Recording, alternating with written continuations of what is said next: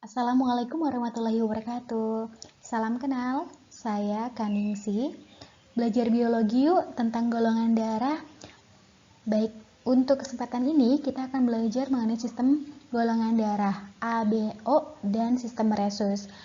Sistem ABO, penemu sistem ini adalah Karl Steiner berdasarkan ada tidaknya antigen atau aglutinogen tipe A dan tipe B pada permukaan eritrosit atau permukaan membran selnya eritrosit.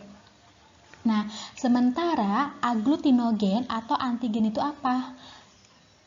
Antigen itu bisa berupa protein, polisakarida, atau molekul lain yang dapat merangsang tubuh untuk pembentukan antibodi. Berdasarkan antigennya, kita bagi menjadi 4 golongan darah. Untuk golongan darah A, berarti dia mempunyai antigen dan atau aglutinogen A. Lihatnya ke sini ya, gen. Oh, gennya A, berarti dia golongan darahnya A. Sedangkan kalau golongan darah B, dia punya aglutinogen B, berarti gennya B. Sedangkan kalau AB, dia punya antigen A dan B. Sementara golongan darah O, dia tidak mempunyai antigen. Gitu. Nah, selain antigen, ada istilah juga yang namanya aglutinin atau antibodi. Nah, aglutinin atau antibodi itu merupakan suatu zat, bisa saja berupa protein ya, yang terdapat di dalam plasmanya, yang mana zat ini dapat menyebabkan aglutinasi atau penggumpalan. Jadi, adanya aglutinasi atau penggumpalan ketika dia menemukan antigen yang tidak sesuai atau disebut juga dianggap juga sebagai zat asing. Nah, di dalam darah kita ternyata ada 2 jenis, ada alfa dan beta. Kalau aglutinin yang beta itu terdapat di golongan darah A. Dia anti banget nih sama aglutinogen B. Makanya untuk yang beta dia musuhnya siapa? Musuhnya B. Gitu. Sedangkan kalau alfa dia musuhnya A. Karena dia musuhnya A, otomatis golongan darah B tidak bisa menerima golongan darah A gitu. Sementara untuk yang golongan darah AB, dia tidak mempunyai aglutinin atau antibodi, sehingga dia bisa bebas, bisa menerima dari A, dari B, dari O, karena dia tidak punya zat yang menyebabkan aglutinasi.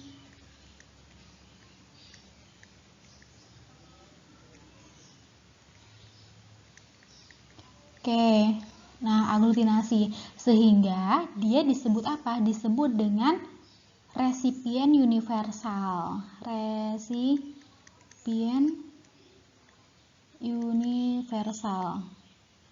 Nah, berarti dia bisa menerima dari golongan darah A, dari B, dan dari O. Sementara untuk golongan darah O, dia memiliki aglutinin alfa dan aglutinin beta, sehingga dia tidak bisa dia musuh A, musuh B, dan musuhnya AB. Jadi dia punya musuh nih ya, ibaratnya dia akan menolak dari A, dari B, dan dari AB. Dia hanya menerima dari O saja. Dia menerima dari O saja. Namun dia punya keistimewaan karena dia tidak mempunyai aglutinogen, berarti dia bebas masuk kemana saja. Nah, ini dia bebas masuk, bebas visa gitu. Bebas masuk. Berarti dia disebut apa? Disebut dengan donor universal. Universal, bebas masuk ke semua golongan.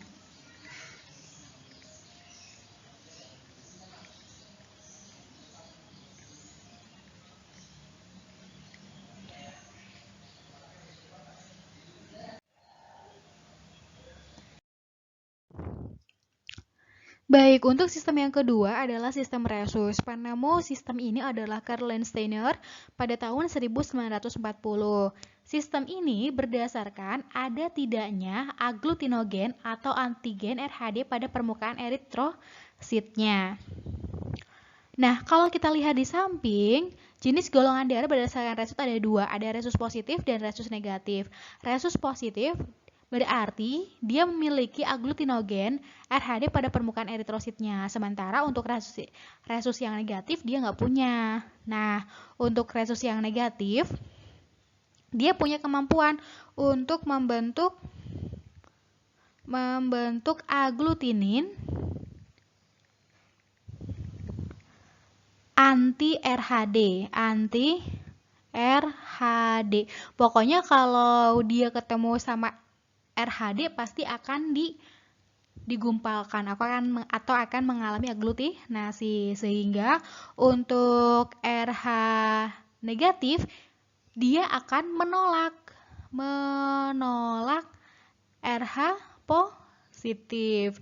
Sementara kalau untuk yang RH positif dia tidak mempunyai kemampuan untuk memproduksi anti aglutinin RHD, sehingga untuk RH positif dia akan menerima dari RH positif maupun RH negatif. Kenapa? Karena dia ini tidak dapat membuat anti RHD, sehingga dia welcome, tidak ada zat yang untuk menggumpalkan. Nah, kalau kita lihat ya, jadi RH negatif dia tidak memiliki aglutinin RHD pada plasmanya, tetapi akan produksi aglutinin RHD jika bertemu dengan RH positif. Artinya RH negatif ini dia akan menggumpalkan antigen RHD yang terdapat di dalam RH positif. Sementara kalau kita lihat ya, jika seseorang RH negatif diberi RH positif, maka dalam tubuhnya itu akan terbentuk antibodi, karena dia mampu memproduksi antibodi kan. Nah, tapi ada kejadian nih, kalau terjadinya awal itu tidak membahayakan. Kenapa tidak membahayakan? Karena antibodi belum terbentuk anti-RHD-nya, atau masih sedikit, belum terbentuk.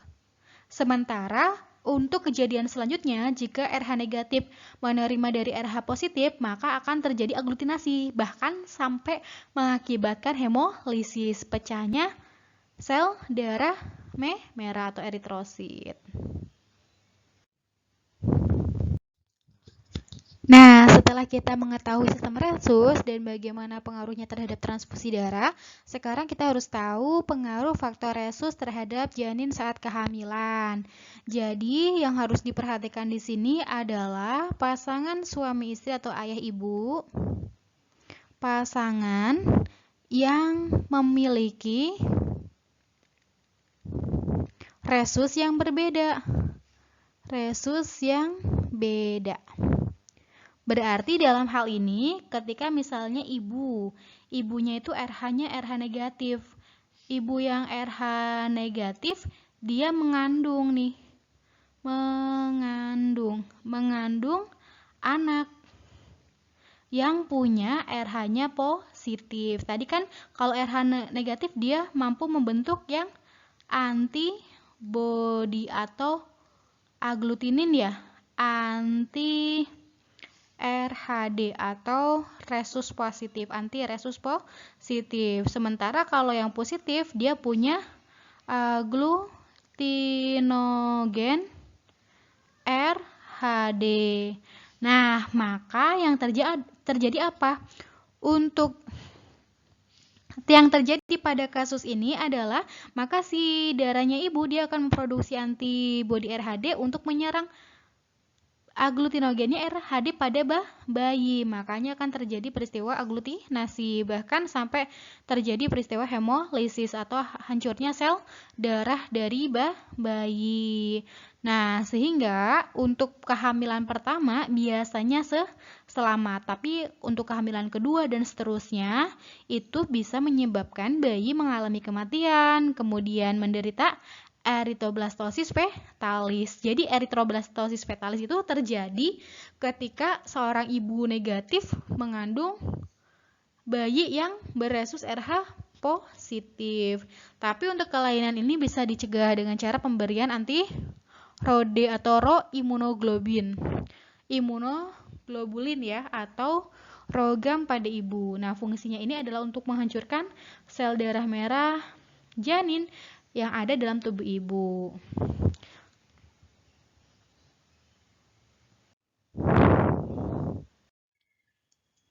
Baik, untuk sistem transfusi darah, nah kita catatan di sini ya. Jadi ada dua istilah. Orang yang mendonorkan darah disebut dengan donor darah atau memberikan darah ya, disebut dengan donor. Sedangkan orang yang menerimanya disebut dengan resipien. Sedangkan tadi kita tahu ya bahwa sistem golongan darah itu ada sistem A, B, O dan sistem resus. Resusnya di sini resus positif dan resus negatif. Kalau resus negatif, karakteristiknya dia membentuk yang namanya aglutinin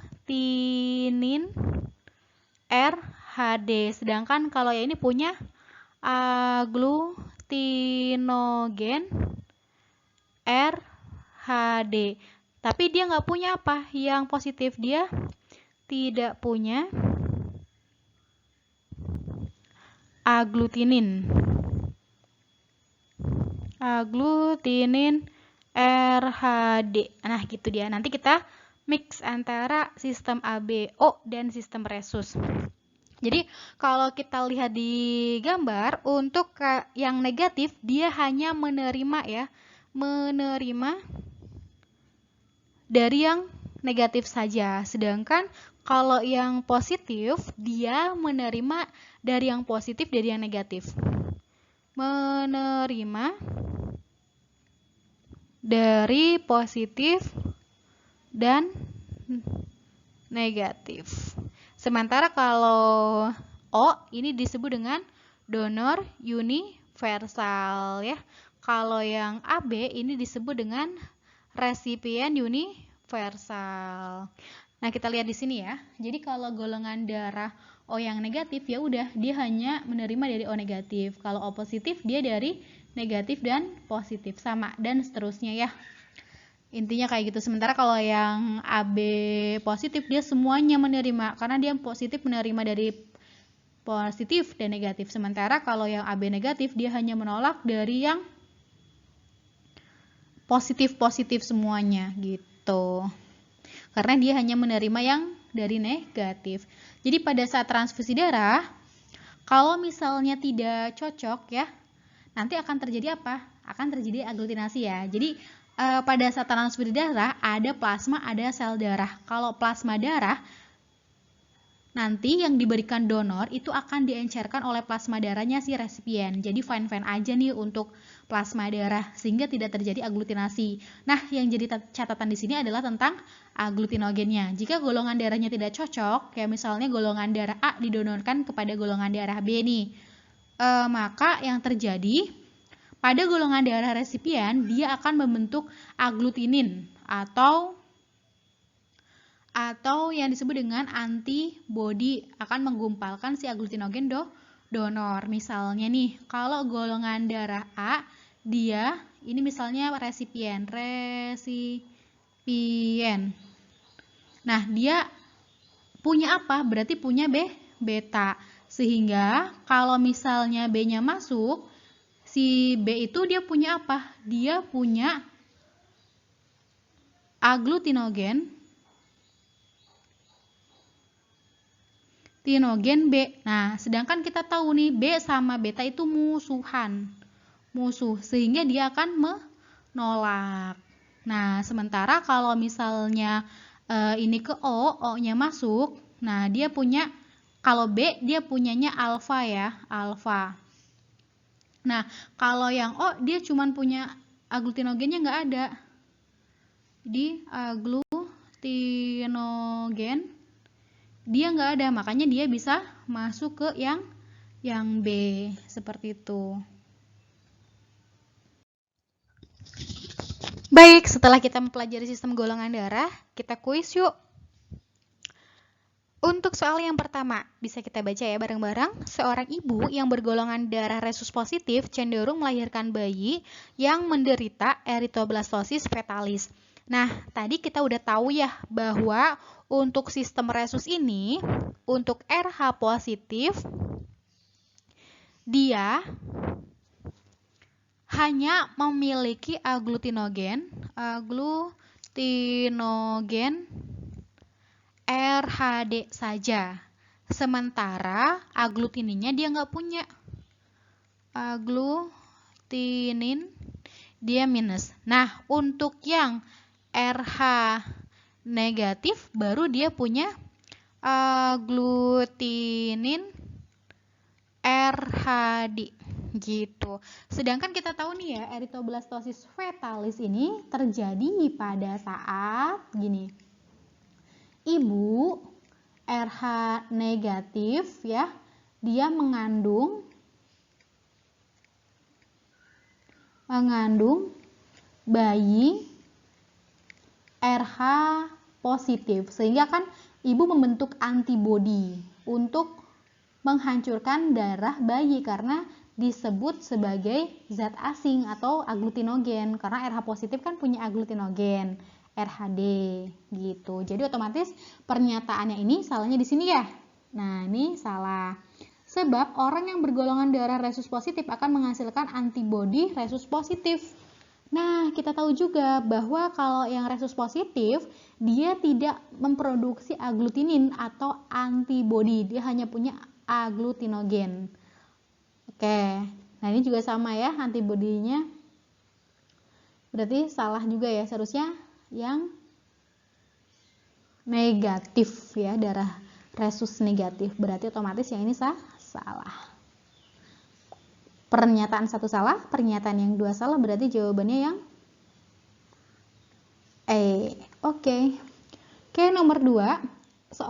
Seseorang yang bergolongan darah AB tidak dapat mendonorkan darahnya kepada orang yang bergolongan darah A.